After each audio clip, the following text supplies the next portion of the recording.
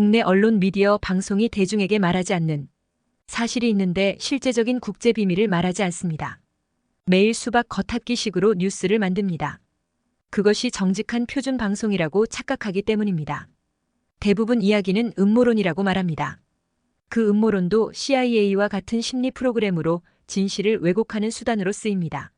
미국 미디어는 이것을 팩트체크라는 수단으로 음모론이라고 선전합니다. 미국 메인스트림 미디어 자체가 진실을 감출 뿐만 아니라 드러난 진실마저 매스메스질 난도질을 합니다. 음모론에서 프리메이슨, 일루미나티 등으로 알려졌지만 일루미나티 요원이었던 사람이 폭로하는 영상들도 있지만 실제적인 표적은 아닙니다. 그것은 하나의 제2군 실험적 요소뿐입니다. 표면적으로 딥스테이트, 그림자 정부, 비밀사회, 시크릿 소사이어티 금권 카르텔로 알려졌습니다. 카자리안 하자르 정치-경제-갱단으로 지금 팔레스타인 지역에서 분쟁 중입니다. 4년제 대통령직을 통해서 그 뒤에서 꼭두각시 조종하듯 대중의 눈을 피해서 움직이고 있습니다. 이것이 본질적으로 금권 그림자 독재 정권입니다. 미국을 지배하는 실질적 존재들은 비선 실세입니다. 무엇이 잘못되어도 대통령이 책임을 지고 물러나면 됩니다.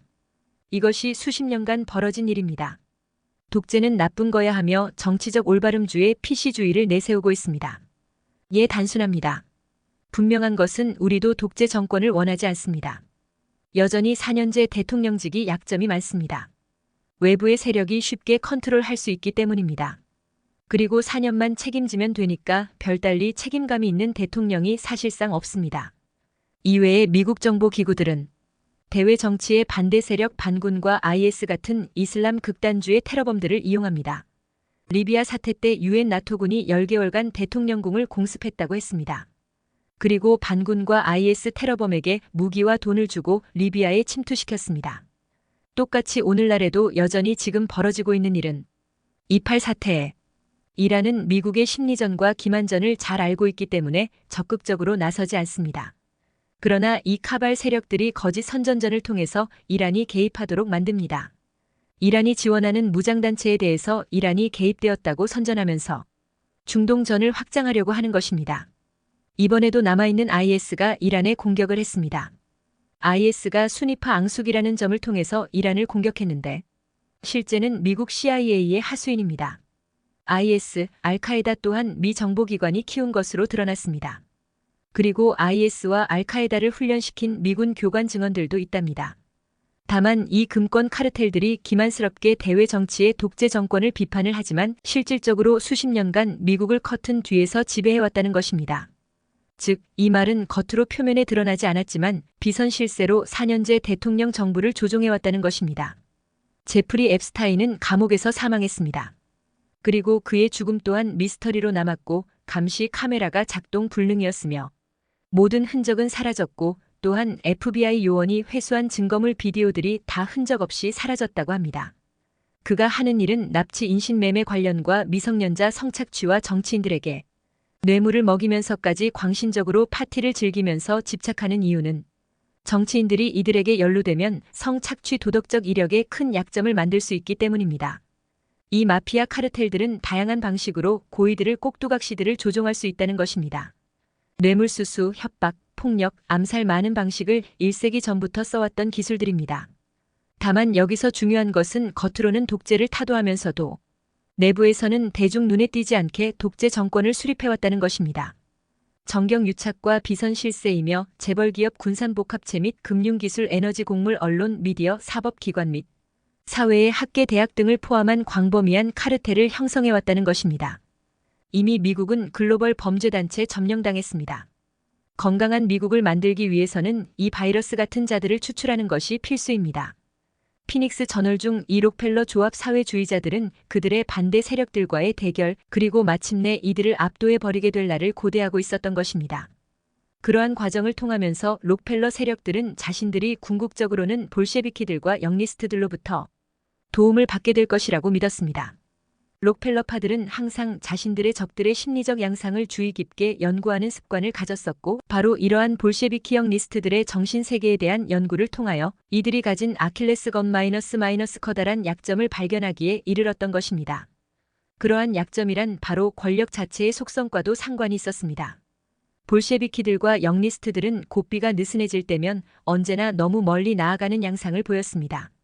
심지어 이들 그룹 내부의 주도적인 인물 한 사람조차도 다음과 같은 언급을 할 정도였습니다. 우리는 지나치게 많은 권력을 갖게 되었는데 이렇게 많은 권력을 가진 것이 우리에게 오히려 해가 될 수도 있다. 우리가 권력을 가지면 가질수록 우리는 수면에 보다 가까워지는 것이다. 우리는 우리의 자취를 남겨왔고 우리가 수면에 가까이 이르면 이를수록 언젠가 누군가가 이 자취를 추적하게 될 위험이 따르는 것이다. 그렇지만 우리가 여기서 멈출 수는 없다. 결국 우리가 스스로의 힘으로 우리 자신들을 파멸시켜버리는 날이 올지언정 수면에 보다 가까이 이르면 이르게 될수록 우리는 계속적으로 더 많은 권력을 끌어모아야만 할 것이다. 오늘 터커 칼슨과 푸틴 인터뷰는 외국 언론과의 처음 인터뷰라고 공개하고 있습니다. 본래 앞부분과 풀버전 있는데 저널이 잘라낸 것 같군요. 터커 칼슨은 한때 CIA에 지원했다가 탈락했다고 하며 푸틴이 탈락이 잘된 일이라고 말했답니다. 그리고 CIA 벌이고 있는 일들이 대부분을 차지하고 있습니다. 2012년경 푸틴이 재선을 하고 나서 한 말이 있습니다. 서방의 어둠의 세력이라 지칭했습니다. 국제 무대를 혼란과 카오스로 만들기 때문입니다. 그리고 푸틴은 오바마에게 우리가 NATO에 가입할 수 있을까? 묻자 오바마 그건 좀 아닌데라는 어투로 말했답니다. 자, 서방 영국, 프랑스, 독일, 호주, 캐나다 필두로 나머지 유럽과 미국 할 것 없이 아슈케NAGY가 금융 정치 세력의 영향력에 지배를 당하고 있습니다. 강대한 러시아가 금권 세력의 발밑에 있지 않기 때문에 나토에 가입할 수 없으며 유럽처럼 지배받는 국가라면 나토 가입이 될 것입니다. 앞서 말했듯이 미국과 유럽 서방을 지배하는 세력들은 그림자 정부로 비선실세입니다. 대부분 표면에 얼굴 마담질을 하는 딥스테이트들은 하수인 역할을 담당하고 있습니다. 그리고 깊숙이 숨어있는 세력들이 카자리안 하자르 갱들인 것입니다. 미국 정가와 미디어들은 다른 제3세계 국가들에게 독재 정권을 비난하지만 사실상 독재는 민주주의 국가에서 바람직하지 않은 것은 맞습니다. 하지만 그러나 독재라도 비난하는 것은 속담에 똥 묻은 개가 겨 묻은 개 나무란다 마이너스. 말처럼 정부 뒤에서 꼭두각시를 내세워 조종하는 것을 국민들이 모르도록 심리전과 기만수를 쓰는 것도 사실상 영구적으로 지배하는 금권 세력의 독재 방식입니다. 한국 정치에서 비선실세가 잘 알려졌습니다. 서구의 정치 구조는 금권 비선실세가 지배하는 세계입니다. 좀 음모론적으로 들리겠지만 20년 전 피닉스 저널에서 1980년대부터 러시아 로보토이드 앤드 미국 신테틱을 운용했다고 합니다. 복제인간 이야기는 다른 음모에서도 내부 고발자들이 언급이 있습니다. 매우 선진적인 기술 신경학적 기술들과 마인드 컨트롤 기술을 가지고 있습니다.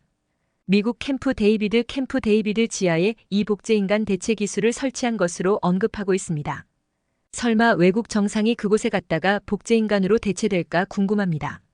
한국 뉴스에도 나왔지만 푸틴의 여러 방문지에서 블라디미르 푸틴 러시아 대통령 AP연합뉴스 블라디미르 푸틴 러시아 대통령이 해외 순방이나 여행 시 배설물까지도 극비리에 회수한다는 폭로가 나왔다.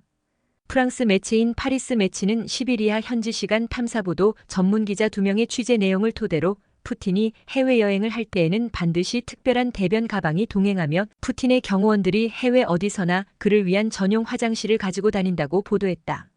이어 대변을 포함한 푸틴의 배설물을 대부분 그 자리에서 즉시 파괴되지만 일부는 수거해 악취를 제거한 뒤 특수봉투와 전용 가방에 담아 본국 러시아로 돌려보낸다고 덧붙였다.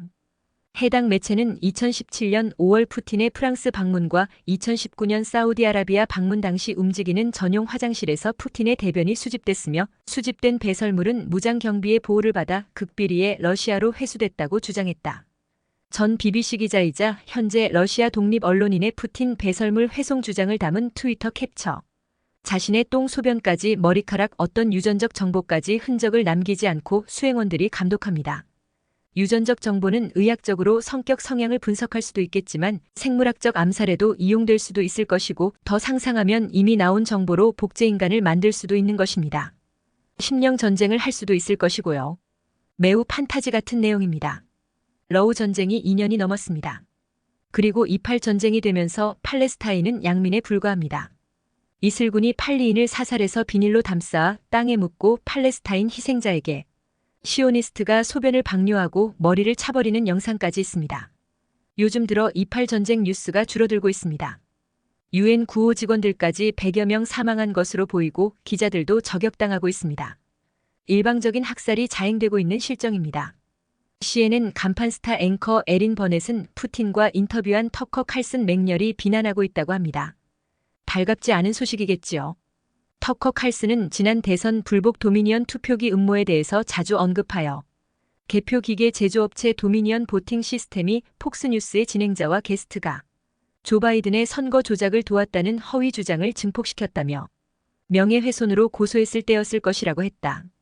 도미니언사에서는 폭스 TV가 소송에서 패소해서 협의하에 1조 원대 배상금을 내야 했습니다.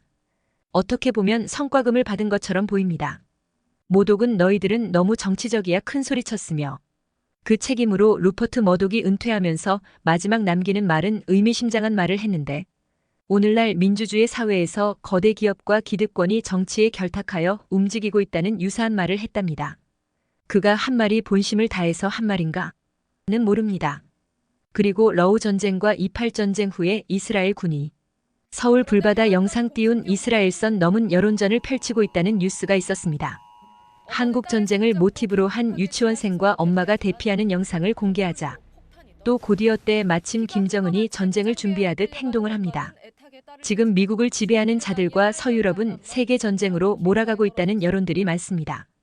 그리고 일부 사람들은 네오나치를 언급하지만 그건 가면에 불과합니다. 실제 적들은 겉포장지를 잘 포장합니다. 시온주의자들이죠. 미국, 호주, 영국, 캐나다, 뉴질랜드 파이브 아이즈 감시 협력 국가와 아무튼 국가의 뒤편 딥스테이트 카발 금융 세력들이 서구 사회에 막대한 영향력을 행사하는 것으로 보입니다. 어둠의 세력들이 무너지기를 고대하며 이만 줄이겠습니다.